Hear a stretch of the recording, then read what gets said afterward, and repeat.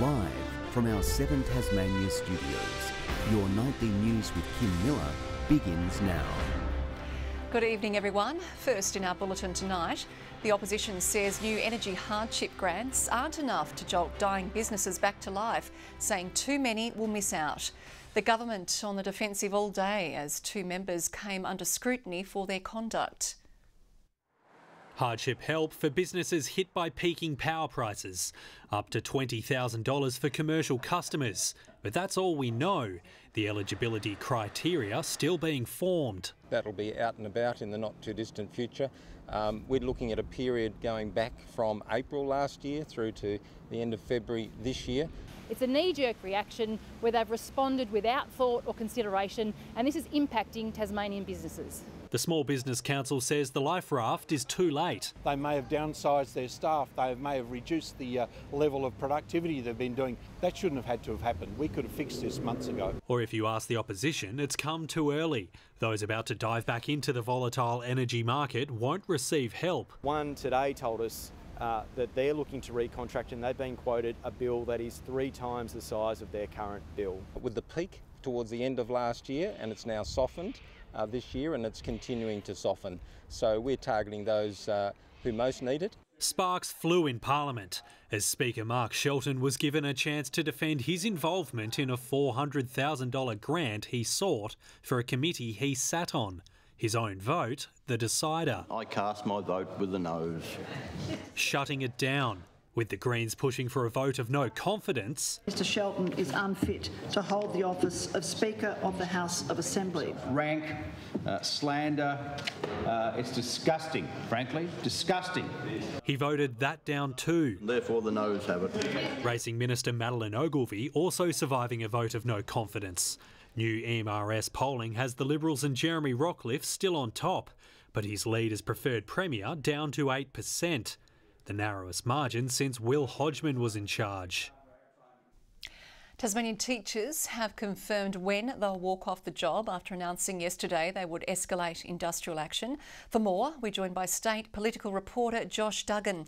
Josh, why have they taken this step? Kim, the Teachers Union says we have an education system in crisis. They're going to walk off the job at 1:30 next Friday afternoon.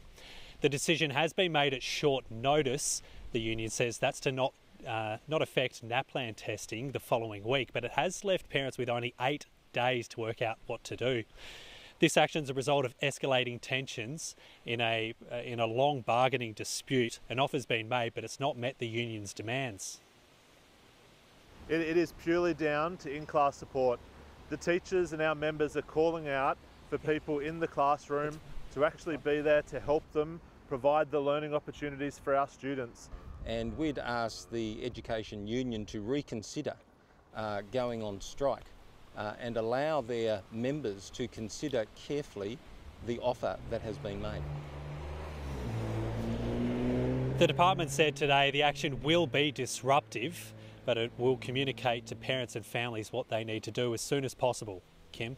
Okay, thank you very much there, Josh.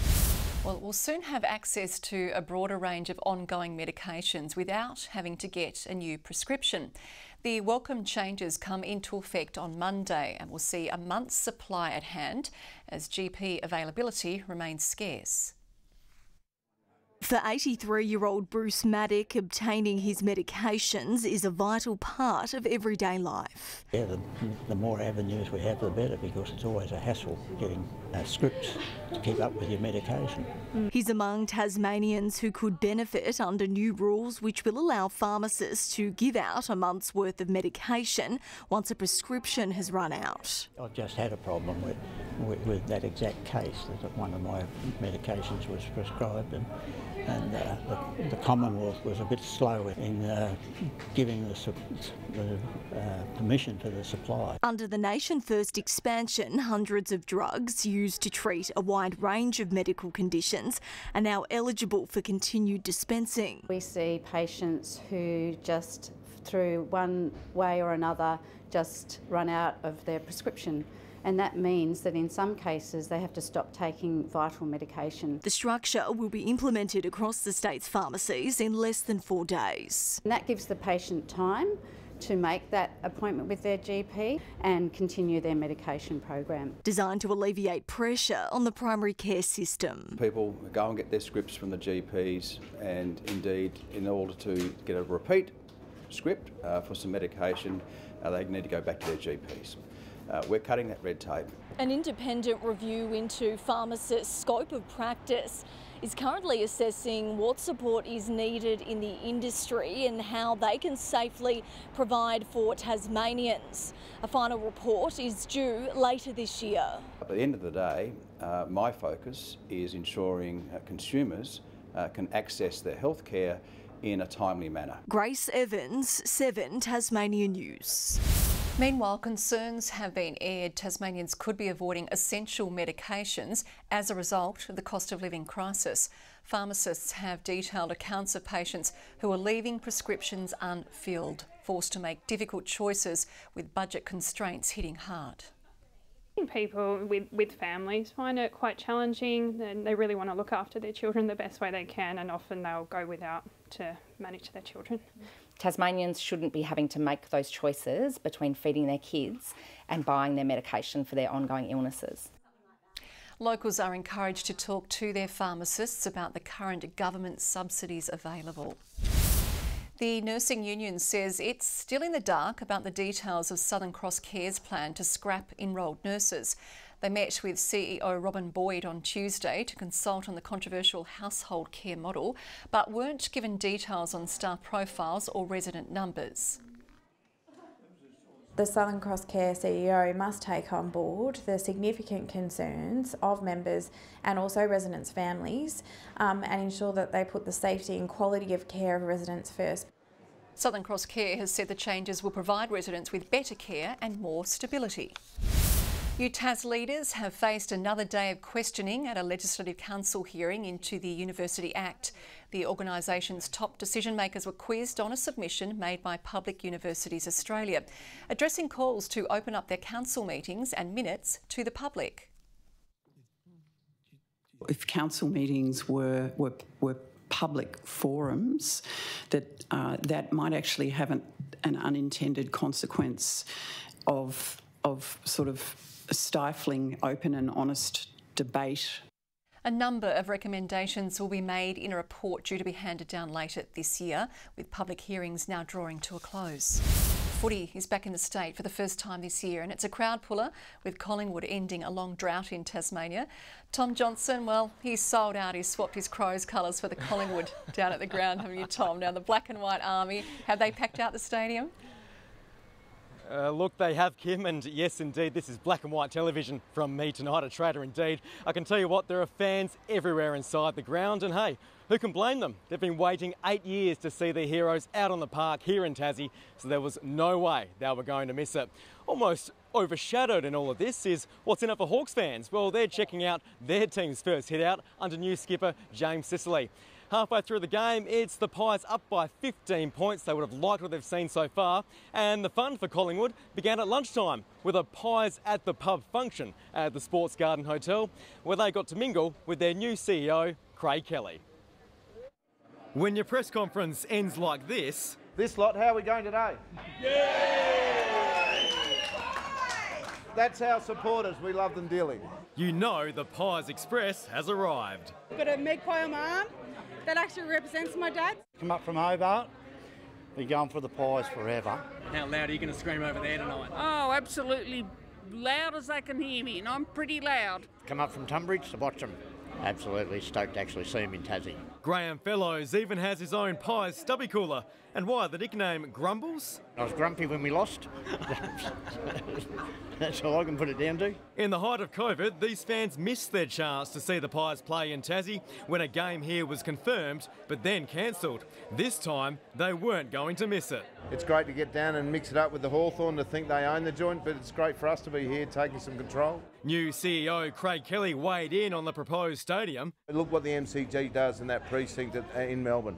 Makes it an unbelievable destination. So that makes sense, but it's a long-term 50-year play and it needs support from the federal government. And Tom Mitchell playing against his old club for the first time. It's always hard going back against your mates because they're your mates. And there were plenty of black and white mates pouring into the ground. First game for this little one, so yeah, so excited that they've finally come back, and to get him for free as well, it's been brilliant. You're really excited? And who are you looking to see? At school, I've been sitting on the edge of my chair just waiting. Some had lined up for hours before the first bounce, the raucous Magpie Army ready to make UTAS Stadium collie wobble. Now, I may be here in my black and white, but just to be a little bit impartial, I've also got a token Hawk scarf here as well. Now, we'll have the match report on a little later in sport, plus all the action from the test in India. Kim, plenty more sport coming up. Speak to you then. Okay, now Tom, I just reckon you're sitting on the fence, Hawks and Collingwood. Pick a team, mate, pick a team. Speak again soon. Local charities teaming up with the state government to give those living with disability a place to call home. Work has begun on a 14-unit centre at Claremont, which will provide accommodation and full-time support for people living with mental illness. The Fairbrother Foundation is digging deep, financially backing the $10 million project. They do need that care and support, but they also need somewhere to live, somewhere friendly, somewhere where they've got that appropriate care and support. There's also communal spaces where all the residents can come together if they like. We can bring in external services where there's private meeting rooms as well.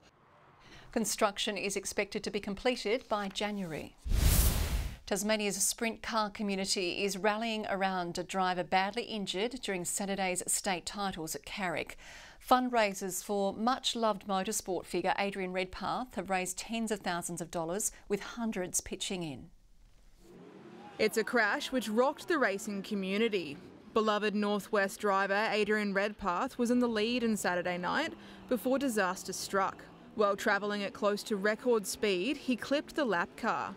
The mishap sent his sprint car flying out of control in the worst impact some racegoers had ever seen. We sort of instantly went, oh, he's hurt and he's rattled. Adrian broke his sternum, ribs, punctured a lung, and perhaps most worryingly, suffered multiple back fractures. Friend and paramedic Sydney was one of the first on the scene. And I kind of yelled through the gate because I could tell that it was going to be a big job and there would be more hands needed. A former driver herself, she was able to guide medical staff in getting Adrian safely out of his vehicle. Now she's come to the rescue again. A GoFundMe campaign set up by Sydney has raised more than $36,000 to help support the Redpath family. His rehab and his recovery will be a really long process, so I think anything that people can do to help at this point will go a really long way. Rival team owner Sam Tuck is also digging deep to help a mate. Just an all-round good guy, and he's a hard racer. He'll always race clean, and if you're racing Adrian, you're doing a good job. He's raffling off one of his chainsaws in a bid to boost fundraising efforts. We've had multiple phone calls for it already, and people coming in and whatnot, and it'll only continue to get bigger and bigger from there, I think. Drivers from around the country and closer to home have also pitched in, donating their own merchandise to sell at Hobart Speedway on Saturday. Adrian's really positive and has a really great mindset, which I think is helping his recovery, and it will definitely help speed it along. Annie Green, 7 Tasmania News. It's 110 cc's of fury travelling across northwest of Tasmania and for a good cause. A group of riders using former Australia Post motorbikes raising awareness and funds for cancer survivors in the state. Delivering much needed funds for cancer treatments. The Holman Clinic Trust receiving $50,000 from the Great Postie Bike Adventure. Our philosophy is that wherever we're riding, we like to leave some money to support cancer services in that particular region. This will go a long way to increasing the support that we can give to our cancer patients, and particularly it will be directed to a program called Cancer Survivorship. The riders coming from all across the nation, travelling 800 kilometres in a 4-day adventure across Tasmania, taking in the magnificent scenery while also raising money to support cancer survivors. It's worked out to be a nice manageable number, and the support that we've received from the people in Tassie, the accommodation places, the food places we've stayed at, absolutely fantastic. This year's event has raised close to $100,000, with 6 Tasmanians taking part in the ride. The Holman Trust representatives thankful for the riders' support. This is absolutely and utterly tremendous, and from our point of view, it is the community that really supports our work. Some participants will traverse back to the mainland tonight to deliver a portion of the funds raised to Echuca Regional Health in Victoria. Mark Zita, 7 Tasmania News. One of Tasmania's most iconic pieces of land is on the market. The owner of the Falls Festival has put its Marion Bay site up for sale more than 3 years after the last event took place. Sprawled across 273 hectares, agents say it will be able to support a wide range of industries and living options. The sale has already sparked local interest. Mainly been just Tasmanians and the local farmers and that in the area. Obviously, it's a great area for dairy cattle at the moment. There's down there. There's a number of farms, and also the wineries. Those interested must lodge an expression of interest before April 13. There's a desperate need for cat lovers in Tasmania who are willing to open their home to a furry friend and start their journey as a foster carer. The 10 Live Centre has issued a call out to anyone in a position to take on a kitten, with the organisation battling through the peak season. This is really a SOS for us. We're smack bang in the peak of kitten season. We have over a couple of hundred cats and kittens in our care. Around 40 vacancies need to be filled. Food and toys are supplied to ensure a smooth process for both the carer and animal. It's only pre-season, but Collingwood fans have the most reason to smile. They're still up by 7 points in tonight's clash here at UTAS Stadium in the Pies' first visit to Tassie since 2015. Are you ready for some football? Hundreds of Hawks and Pies fans flooding UTAS Stadium and a homecoming for Tasmanian Pies Jeremy Howe and Brodie Majacek. Young guns taking centre stage, but it was a Pie recruit Bobby Hill with an assist for the first goal. Nick Dacos feeds it inside. Bobby Hill knew exactly where Adams was running. The Hawks on the back foot with the Pies kicking 2 more consecutive goals. Chad Wingard finally providing the Hawks with their first soon after. For Hawthorn's first goal, yes, only just, but it's through. Majacek, one of many Pies scoring goals, rounding out the first quarter with a 7-point lead. But in the next quarter, the Tasmanian had to contend with the goalpost. And not that good enough. Back-to-back goals to start the second term for the Pies. The match seemed to get away for the Hawks. Dylan Moore with this long ranger to keep Hawthorn in the game. That looks just fine off the boot. Momentum starting to shift despite the missed opportunities at the end of the first half. Mark Zita, 7 Tasmania News. Now there's breaking news involving young North Melbourne star Taron Thomas. 2 additional court charges against him have been formally dropped by police this afternoon. Thomas was in court regarding those charges last Thursday. He still faces court regarding threatening to send an image without consent and driving without a licence. Tasmania is facing an uphill battle in its must-win Sheffield Shield clash against Western Australia at the Wacker. After a positive start, the Tigers slumped after lunch, losing 3 for 11 at one stage. Tasmania reaching 5 for 149 at tea. Batting first, Tasmania were looking to put their best foot forward and continue their drive towards the Shield final.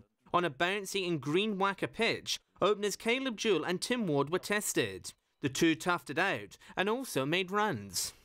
Flashes outside off stump, nice shot between the gap between gully and point and raced down to the boundary for 4. The duo taking the Tigers past 50 inside 20 overs. A move to spin changing the game for Western Australia, producing a few chances. Jewell reaching 40 before being spun out. Edge and cord, that's a sharp catch from Mitch Marsh, it slipped. WA keeping the pressure on after lunch, hunting another breakthrough. Their probing bowling creating a few half chances. Tasmania, though, were persevering. That one will be punched nicely past mid-off. That's beautifully lent on by Doran. He's timed it really well. That should go for 4. Doran was finding his feet as the Tigers passed 100 for the loss of just 1 wicket. But a special moment put the hosts back in the game. Pitched up and a magnificent caught and bowled. Diving low to his right, picking it up just above the turf. Ward out for 44 thanks to a classic catch from Charlie Stobo. The Tigers suddenly feeling the Perth heat. Doran followed a short time later for 18. Mac Wright gone for just 8. Oh, squared up again and edge straight to Sam Whiteman, a third slip. And the Tigers slumping from 1 for 103 to 4 for 114. Veterans Jordan Silk and Tim Payne tasked with mopping up, facing some fire in the process. Work ahead for Tasmania as they look to make a healthy first innings score. John Hunt, 7 Tasmania News. Just days after securing back-to-back WNCL titles, the Tasmanian Tigers have locked in one of their key players for 3 more years. Molly Strano will continue calling Blunston Arena home until 2026. The Victorian looking to finish her career at the Tigers, despite one family member wanting her back on the mainland. My nan wanted me to come home. That was the only pull to come home. I don't envisage myself moving, so whether that's in 3 years' time or any longer, unsure at this stage. But yeah, as I said, I'd probably like to finish off as a Tiger. Strano also lifting the lid on what it felt like to be out on the field during Saturday's dramatic finish. Probably the last ball that I thought that we might have had a chance. When you're only defending 4, it only takes one half-decent shot to find its way to the boundary and it's game over. The spinner had a stellar WNCL season, taking 22 wickets at an average of just 22. And another jack jumper has found a pack to roam with during the NBL break. Rashard Kelly will play in Europe at Lithuanian club BC Wolves until the end of the season. The club is still in the hunt for 2 trophies at the moment, sitting 3rd in the league, also making the quarterfinals of the Europe North basketball competition. And the Kookaburras are licking their wounds after a 4-2 loss to Spain in Hobart.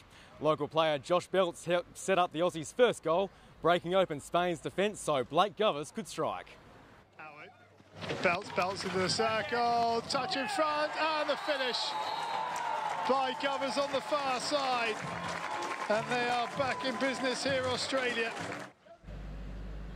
Spain had our measure though, leaving the Kookaburras winless so far this week, and the Aussies are back in action tomorrow. And Kim, look, I don't have a Collingwood joke because I'm outnumbered about 10,000 to 1 here, so I better play it safe. The Hawks have just got back in front, so, you know, this scarf might come in handy after all. It could. Sounds like a great match. Thank you very much, Tom. Good evening, everyone. Devonport, the state's top today of 26 degrees, 25 in Hobart and Launceston and 24 in Burnie. Across the state, Friendly Beaches 25, 24 in Wynyard, St Helens 22, Flinders Island, Grove and Loy Head all 21 and 20 on King Island.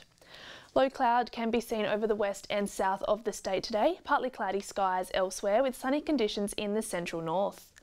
Further out, middle and high level clouds sit over the far north with thunderstorms forming over inland Queensland, northern New South Wales and the southwest of Western Australia. A weak trough can be seen over Tasmania and the Bight tomorrow, while the high ridges up the east coast of Australia. And we'll have south to southwesterly winds tomorrow, 15 to 25 knots, reaching 30 knots early about the southeast. And there is a strong wind warning current for the southeast and lower east coasts. Partly cloudy and 20 degrees in Hobart and Campania tomorrow, 21 in Huonville. 23 in Launceston, Devonport, partly cloudy and 20, Georgetown 21. 18 degrees in Burnie tomorrow, partly cloudy and 19 in Strawn and Wynyard. And in the east, St Helens and Swansea both 18 degrees and cloudy and 20 in Port Arthur. And the UV tomorrow is very high across the state with sunset at 7:54 p.m. Looking on to Saturday, showers developing about the northeast and northwest, about higher ground. Showers mainly about the north and east on Sunday. And on Monday, showers contracting to the north and west in the afternoon and evening. 31 in Perth and Darwin tomorrow, Adelaide 27, cloudy in Canberra and Melbourne, and Sydney and Brisbane both showers. Currently partly cloudy and 17 in Hobart, Launceston still 24 and mostly clear, and Devonport mostly clear and 21, and some showers on the way, Kim. That is all we have time for this evening. Thanks for your company. Good night.